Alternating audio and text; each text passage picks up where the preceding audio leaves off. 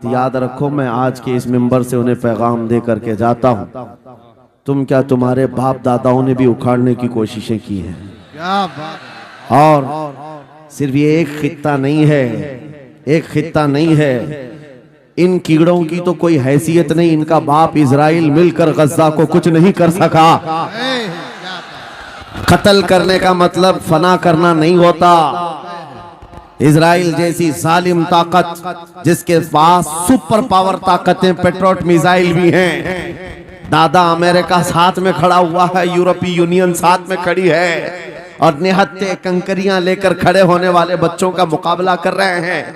और एक दो नहीं 10,000 से ज्यादा कत्ल भी कर डाले, बच्चों को मार भी दिया, लेकिन पेट नहीं भरा, डर खत्म ही नहीं हुआ।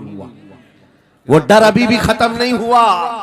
हजारों को कत्ल तो कर लिया, लेकिन रात की नींद और चैन अभी भी बेकार है, गारत है, क्योंकि उन्हें अंदाजा है इस बात का कि इनमें एक भी जिंदा बाकी रह गया तो कल का वो सलाहुद्दीन बन सकता है। क्या बात। तारीख दोहराई जा सकती है।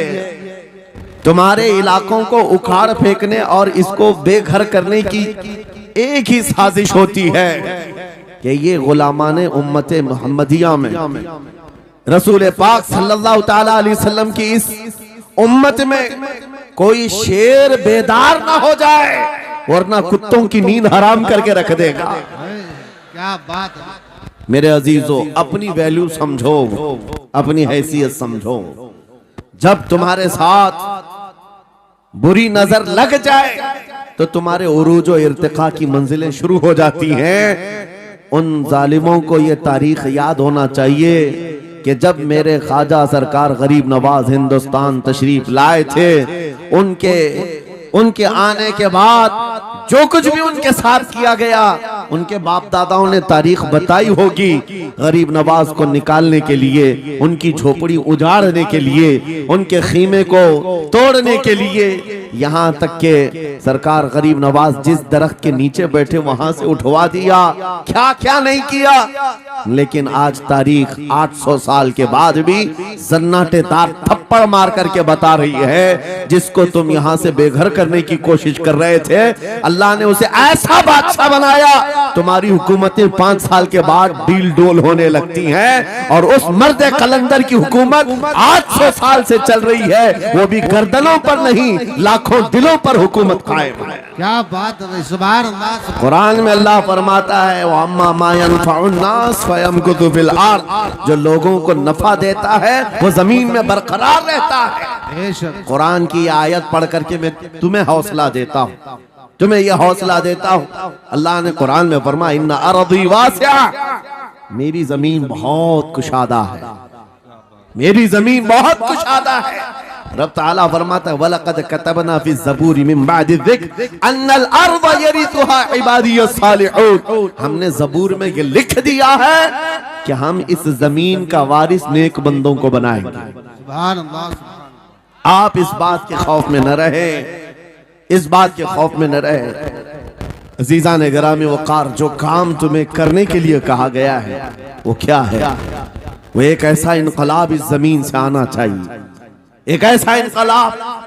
आपको मैं एक बात बता दूं तारीख में, जो तुम्हारी सिचुएशन और तुम्हारी हालत के मुताबिक हो, मैं वो बात करने की कोशिश करता हूं ताकि तुम्हारे दिल पर असर हो। आप जिस इलाके में रह रहे हैं, आप यहाँ के हालात बेहतर जानते हैं। वो दिन याद करो जब नबी पाक सल्लल्लाहु ताला अलैहि वसल्लम ने ऐलान नबूवत फरमाया मक्का में, और उसके बाद कुफ्फार और मुशरिकीन का जुल्म शुरू हो गया। गरीब सहाबा को पकड़कर मारते थे। हजरत बिलाल हबशी, हजरत खुबैब इब्न अदी, हजरत खब्बाब इब्न अल-अरद, हजरत जैद बिन दसना, हजरत अम्मार बिन यासिर, ये वो सहाबा हैं जिनको सिर्फ मारा नहीं गया है, आग में तपाया गया है। सब कर लिया। मॉब लिंचिंग मक्का के जालिम करते थे बहुत। और एक दिन ऐसा आया, तवज्जो, मैं जो कहने जा रहा हूं, नबी पाक सल्लल्लाहु ताला अलैहि वसल्लम हरम पाक में दाखिल हुए, मस्जिद हरम में आए। खाने काबा की चाबी उस वक्त उस्मान बिन शैबा के पास हुआ करती थी, जो ईमान लाए हुए नहीं थे। ये हजरत उस्मान गनी नहीं है, वो दूसरे उस्मान है। उस्मान बिन शैबा के पास काबे की चाबी होती थी। हुजूर पाक सल्लल्लाहु अलैहि वसल्लम ने उनके पास आकर के कहा, उस्मान काबे की चाबी दो, दरवाजा खोल के मैं अंदर जाना चाहता हूं। उन्होंने कहा, नहीं, तुम हमारा दीन छोड़े हुए हो, हमारे दीन से तुम बरगश्ता हो, मैं तुम्हें काबे में अंदर आने नहीं दूंगा। किससे कहा? कायनात के आका मौला रसूलुल्लाह से।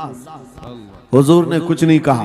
तवज्जो, मेरे आका ने फरमाया, उस्मान याद रखना, एक दिन ये चाबी मेरे पास होगी और ये चाबी मैं जिसको चाहूंगा दूंगा और कयामत तक उससे कोई चाबी छीन नहीं सकेगा। सुभान अल्लाह, सुभान अल्लाह। इतनी बड़ी बात, जबकि मक्का के हालात बहुत अलग थे।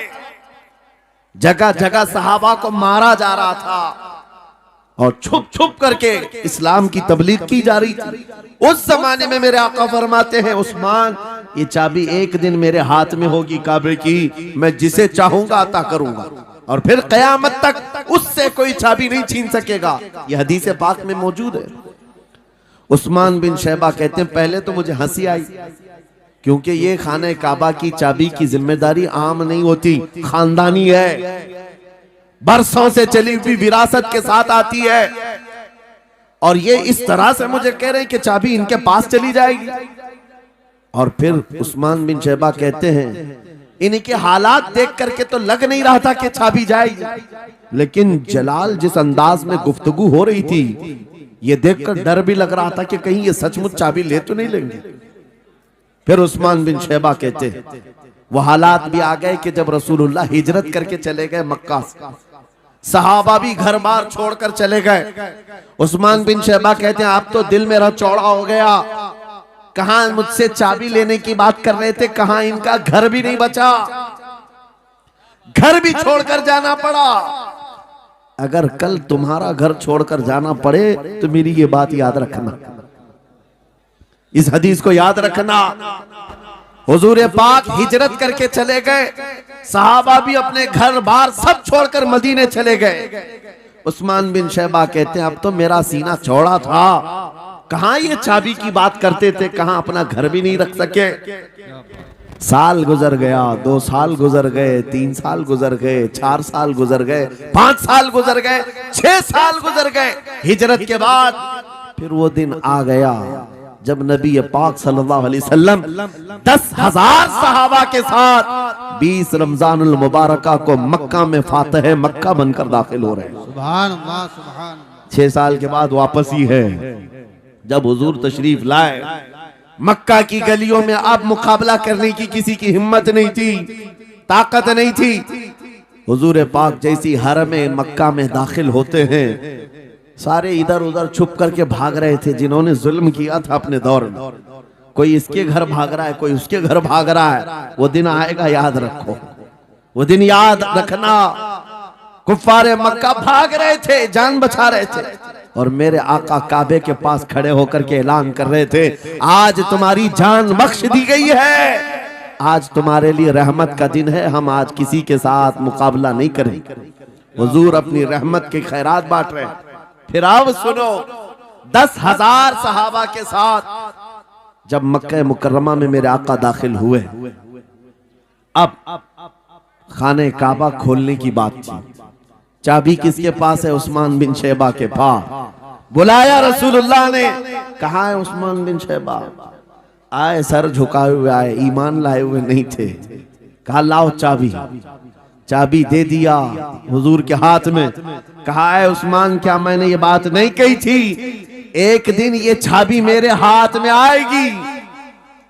वो सर नहीं उठा सके, सर झुकाए खड़े रहे। मेरे आका ने अपने हाथों से चाबी खोला, खाने काबा का दरवाजा खोला, और वहां से सारे शिर्क व कुफ्र की आलाइशों को पाक किया। फिर उसके बाद चाबी बंद करके, अब सुनो, मेरे आका बाहर आए और फरमाया, आज मैं ये चाबी ऐसे आदमी के हाथ में दूंगा जिससे कयामत तक कोई छीन नहीं सकेगा। क्या बात है, सुभान कितना बड़ा फरमान है मेरे आका का। सुभान। हुजूर ने जब ये फरमाया तो जो बड़े बड़े सहाबा थे उनके दिलों में ख्वाहिश थी, काश चाबी हमें मिल जाए, हमारे खानदान में चलती रहे।